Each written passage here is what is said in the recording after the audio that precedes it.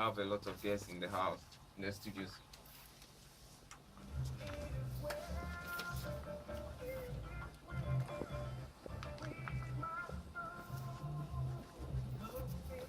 I have some fine gentlemen here and a beautiful lady from optometry, and I'll go straight to them. Ladies and gentlemen, can you please introduce yourselves to us?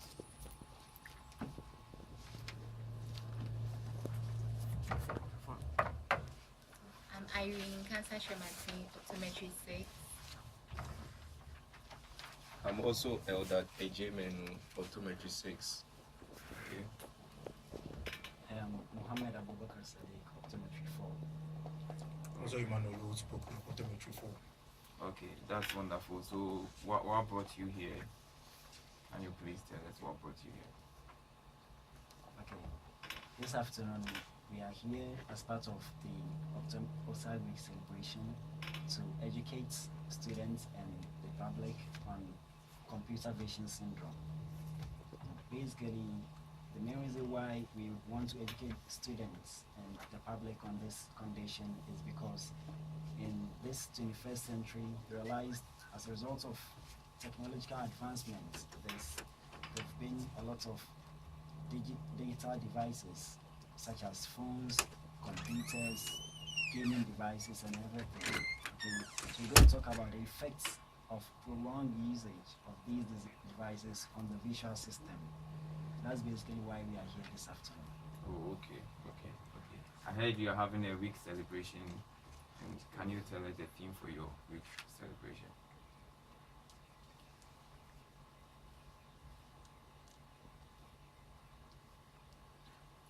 Okay, no problem. Let's get straight to the questions for today. You talked about computer vision syndrome. Can you please give us an overview about that? Okay, basically with computer vision syndrome, just like I said earlier, it's also known as digital eye strain. And when you talk about digital eye strain, it basically has to do with a group of eye and vision related problems that result from prolonged usage or prolonged use of computer and cell phone devices.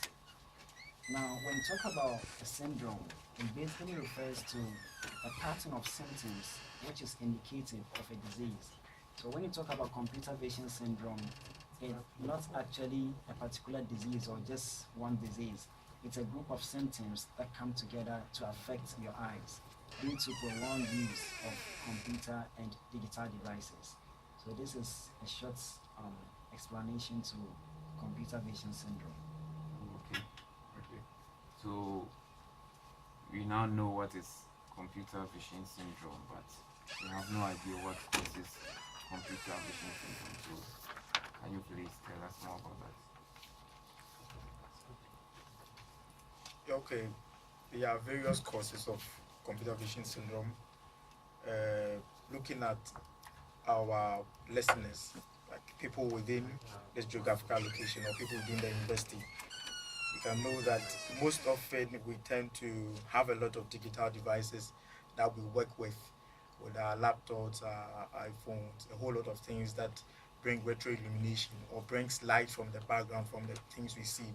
When we look at printed papers, for example, the prints are so clear and there are no light source from their background. For you to see clearly, you have to illuminate them yourself.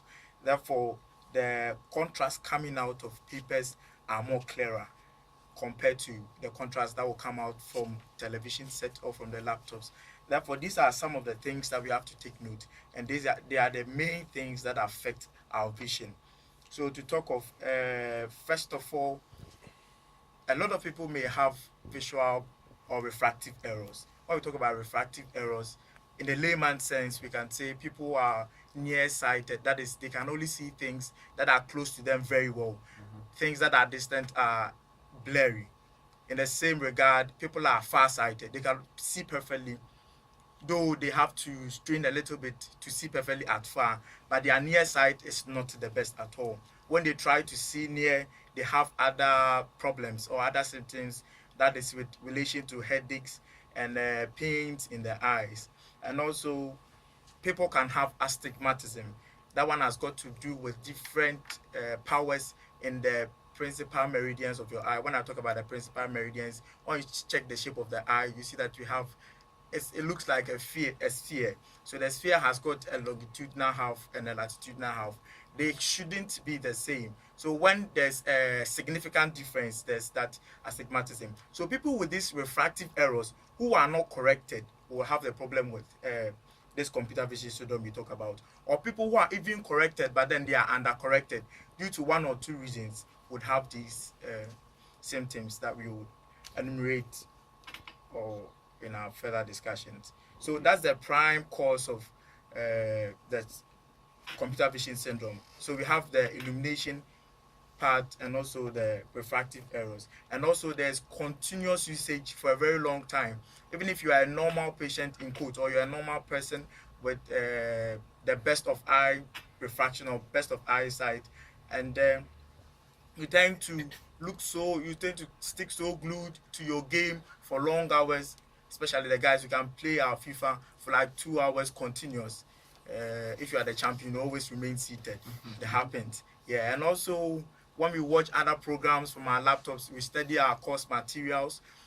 They are long hours and they affect our vision because of the light and the radiations that come out of the screen. And also the way we tilt our laptops to check the visual angle for which we watch all these things, they account. When I talk about the angles here, it will be very difficult for you to imagine.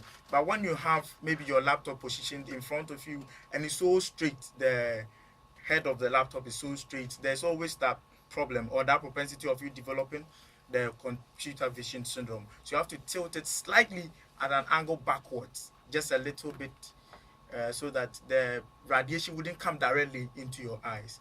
Yeah, that's basically some of the few causes that has got to do with this syndrome. Okay, thank you, Imara. Before we continue, I would like to tell my listeners, if you want to join the show, if you want to send your comments, you can do so by sending it through 0501 364291.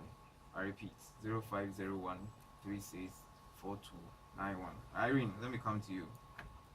So what are the symptoms with what Ima has said? What can be the symptoms of CVS, that's computer vision syndrome? Okay, so as he stated, that usually previously we were used to the prints, and so now our eyes are being subjected to the soft copies, the display material. So our eyes tend to do extra work. We keep staring, and under the normal circumstance, we are supposed to blink 20 times at least per minute. But then when it just happens that when we are staring at our phones, we don't consciously blink, and that makes the surface of our eyes dry. We tend there's eye strain, the eyes are strained, and there's something they are all referred to as astigmatism. There's discomfort. For instance, when you enter into someone's workplace, for example, the banking halls, how the individuals are seated, the tellers, those behind it, yes, how they are seated, their whole posture behind the computer, also all those discomforts are also related to computer vision syndrome, because where the eyes are looking, the body tends to follow suit. So there's back ache, there's neck aches, and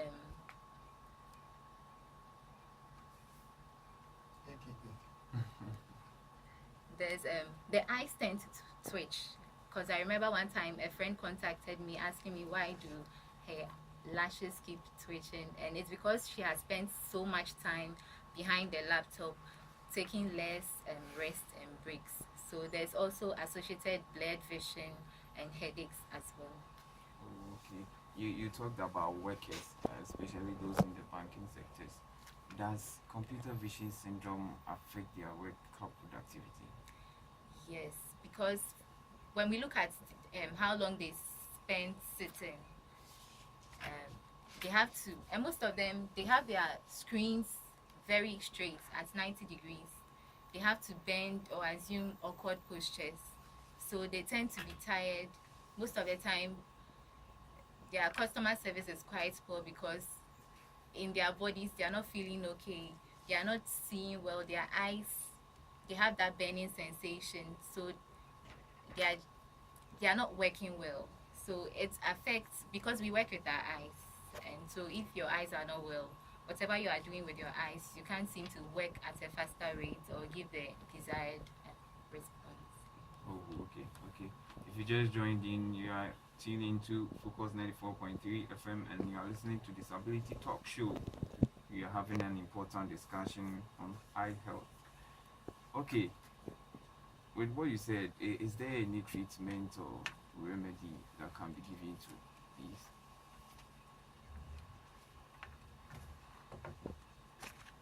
Okay, computer vision syndrome can be managed because when these patients come to the clinic complaining of these symptoms, it gives us an idea of what is actually happening to the patient.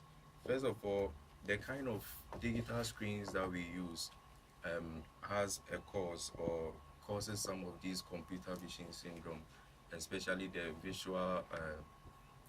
VDTs, visual display terminals, as compared to the LCDs. So in tackling or managing this computer vision syndrome, what we do is that we tell the people as much as possible to reduce glare. When we say glare, when there is excessive light, an instance is when you are walking in the night and all of a sudden there is a car approaching you. See, when the light rays, the intensity of the light coming from the car, when it gets to your eye, you could see that for some few seconds you are not seeing anything. That is why we call glare.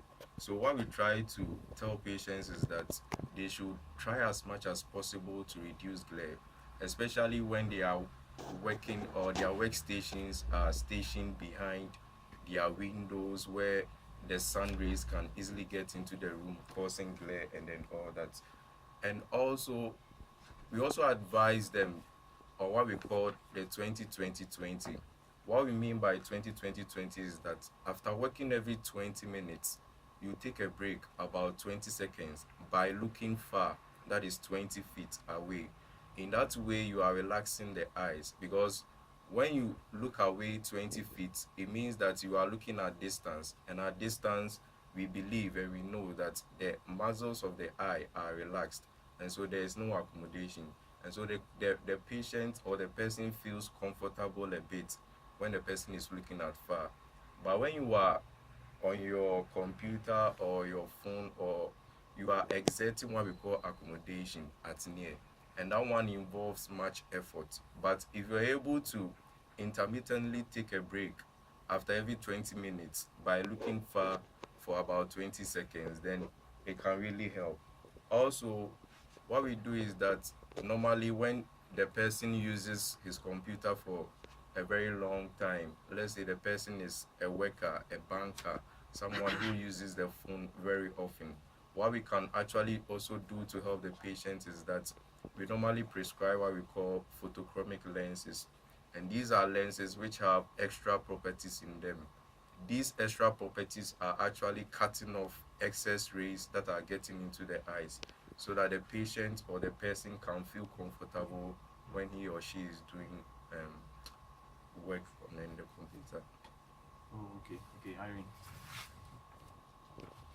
Let me also add that apart from taking the 20 seconds break, you can remind yourself to blink more often whilst you are at the work, and then also try not to make the be so close to the computer screen, about 25 centimeters away or more, such that you can see. It shouldn't be very close to you, and also it should be tilted about 15 degrees away.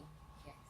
Okay, okay. So if I don't have symptoms of CVS, as computer vision syndrome, do I still need computer eyewear?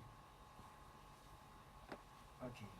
Yes. If you do not have symptoms of CVS, you may still need a computer eyewear. And there's a study which was carried out by the optometry school in the University of Alabama, where they said even computer users who do not experience symptoms of computer vision syndrome might benefit from computer eyewear.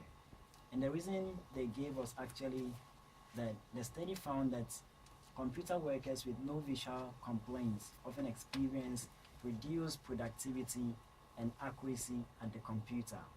So if you don't usually have symptoms of asthenopia or symptoms of computer vision syndrome, we usually advise that you speak to your optometrist or your eye doctor for him to give you an eyewear, or what we call the photochromic or plus the anti-reflective lenses, to help prevent or protect your eyes from excessive glare from your phones and your laptops. So basically, it's actually advisable that if you still don't experience some of these symptoms, it's advisable to speak to your eye doctor to help you get an eyewear that you would only use when working on these devices. Okay. Do you have anything to add, Imam? Okay, I would also say with the preventive measures, we say prevention is better than cure. So it's always advisable that you get your eyes checked irrespective of how and the way you live your life. Just as you should be healthy in all regard, is so important to get your eyes checked as well. So intermittently you can pass by the eye unit, get your eyes checked, see that everything is working normally. The fact that you use machines and you know that radiations come out of them means that you stand a chance of getting any of these syndromes. And let me say, because it's a syndrome, there are a group of indications that might not directly link to computer vision syndrome, but others will add up for you to know that these are the problems you might be facing in the near future. And I think it's quite advisable you do that. Okay, well, I have personally been educated more, and before you leave, I would like to ask one thing, I think, for the benefit of our cherished listeners. What advice do you have to give to them, especially the students?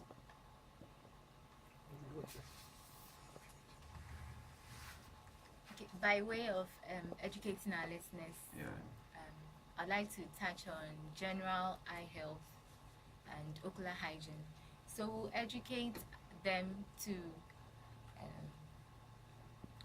reduce the contact of their hands to their eyes. So how often they bring their eyes closer to their eyes, because in our world there tend to be microbes everywhere, so you may be introducing some microbes, bacteria into your eye. And then we encourage them to also, especially those who have frequent itching, to wash their faces every now and then. And for our ladies to, at the end of the day or even after class, we can wash off our makeup, because whatever the body didn't come out with is considered foreign to the eye. So makeup is also foreign to the eye. So we encourage them to wash them at the end of the day so that they don't end up with any infections. Okay. My advice to the students especially is that as students, we have what we call visual demands. We use our eyes a lot, and when these visual demands exceeds what we have as supply, then it means that we are always going to experience these symptoms, and then we'll come back to the clinic again and again and again. So I would advise that the kind of treatment or the kind of management that we have given to them with the 2020, they should keep on practicing some of these things. It is really going to help them. It is really going to eliminate some of these symptoms that they would or they might constantly come to the clinic with. And again, it has been known that when you do near work for a very long time, there is the possibility that you might develop what we call myopia. When we say somebody is myopic, it means that at near the person can see clearly, but when it comes to viewing at far, the person has problems identifying those images. And it has been shown through studies that when you do near work for a very long time, there is the higher probability that you might develop what we call myopia. So we would encourage them that when they are doing near work, from time to time they should take breaks and then look at far. It is actually going to help them in the long run. Thank you. Okay, thank you so much. Your final shout outs before you leave. Okay, I would want to express my sincere gratitude to the all the lecturers in the optometry department and all students in the department. A big shout out to all OD4 students and all students in optometry and all my friends out there.